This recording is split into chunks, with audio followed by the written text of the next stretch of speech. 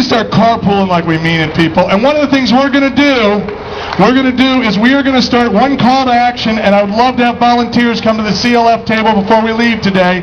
We are going to be asking for volunteers a couple times a month.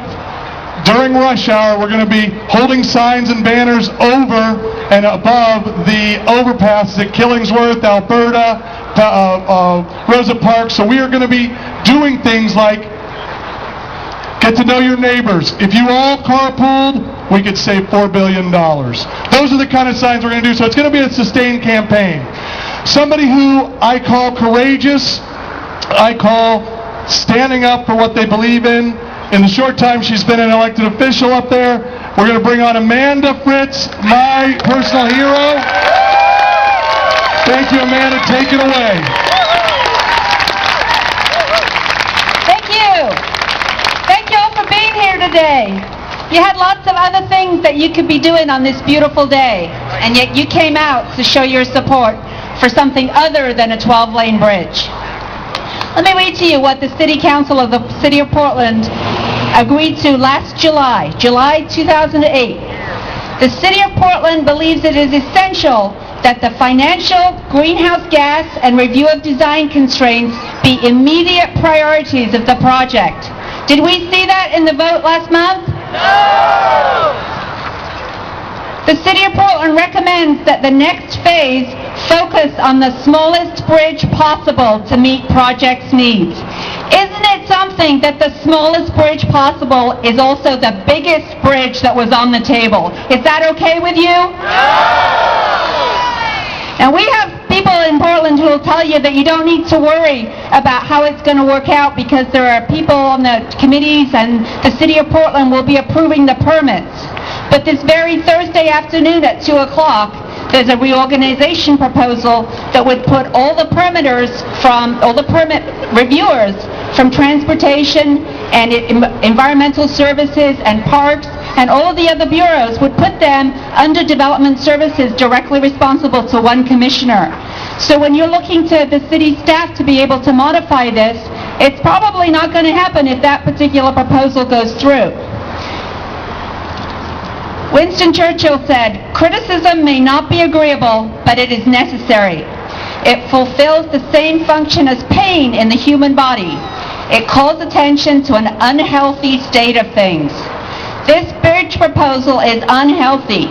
And when I proposed that they add environmental justice and health officials onto the Mobility Council, that motion died without a second. And we have had environmental justice folks working on this for several years, and still the draft proposal for how that Mobility Council is going to look at the environmental impacts of that big bridge is just that there will be no hot spots. It doesn't say that there will be no increased pollution overall.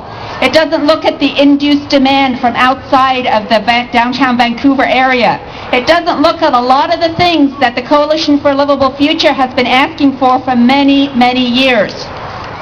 And we need to stand together because we do have leadership in the City of Portland, and the leadership has decided that 12 lanes is the way to go.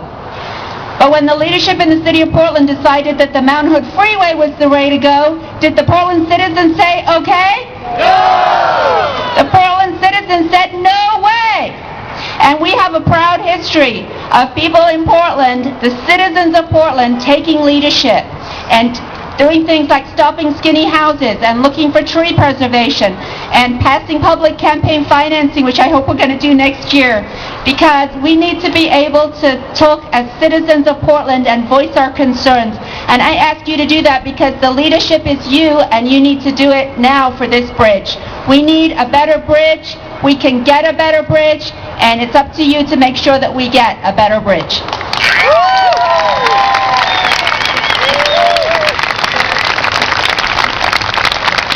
Okay, let's give it up one more time for Amanda. That is what we need in vision and leadership. Give a standing O from some people over there, Amanda. That's what we need in Portland in our leaders. We don't need capitulation. We don't need people jockeying to figure out where the political winds are blowing. We don't need people taking cover in case they're going to run for a bigger office someday. I'm not naming any names.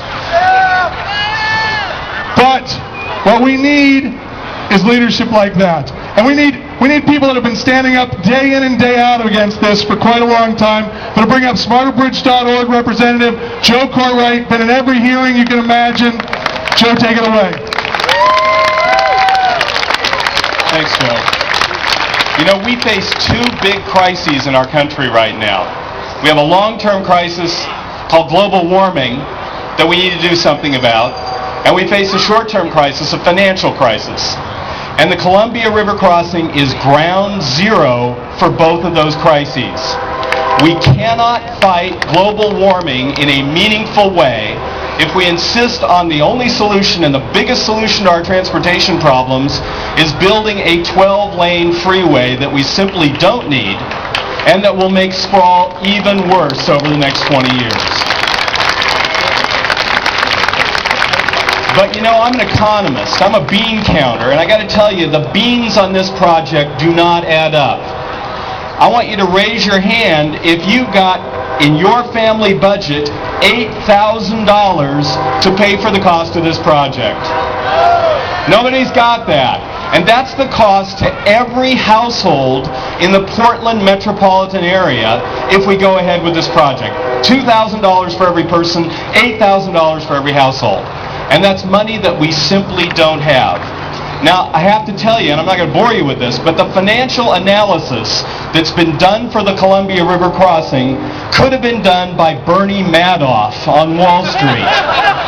There's simply no way that they have of paying for this bridge. Senator Benton talked about tolls. There's going to be a hidden tax that way. It would take the equivalent of a 20-cent a gallon gas tax in the Portland area just to pay for this one project. There's no way we can afford this giant project. It's time to think about smarter alternatives and a smarter bridge. And I'm glad you're all here today. Sign the cards, let your elected officials know, and visit our website, smarterbridge.org, to learn more about what you can do to get a smarter alternative for our future. Thanks very much. I'm an English major, and I'm so glad Joe is in this world with the math that shows us that this thing does not add up. Okay, Jill Fugelister, I got it right. I hate it when they butcher my name. That's why I turned into Metal Cowboy. But Jill Fugelister from CLF, she's the co-manager. She's going to say a few words. It's sort of like, whoa! Sort of like surfing up here, which I guess I'll get some practice at.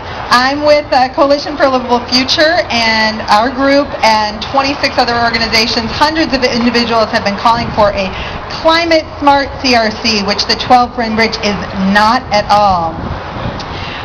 If we had a climate-smart CRC, we'd be focused on stabilizing the amount we drive at today's level, not allowing a huge future increase, which is what the 12-lane mega bridge is all about. The CRC PR machine, they tell us that we need this bridge to support our economy. Joe can tell you all the reasons why not, but I think common sense tells us that that's just, 20th century thinking. We need a different strategy that doesn't focus on just making ever bigger freeways. We need to focus on managing the size or managing the roads that we already have, giving people real choices, and integrating transportation and land use. That's what a climate-smart approach to this project would be. We, the tax-paying public, we've already spent tens of millions of dollars to pay consultants to plan and lobby us for this project, the 12-lane massive project. And it's like we're stuck on this treadmill where we're just spending more and more money at a faster rate. We need to get off of it. It's time to say enough. We've got to get off of it before we do irreversible damage to our region. These bridges should be a gateway to the greenest, most sustainable city in America. That's what we want. A 12-lane mega bridge with a few windmills, that's not a green gateway. We need smarter, smaller, greener, fairer CRC.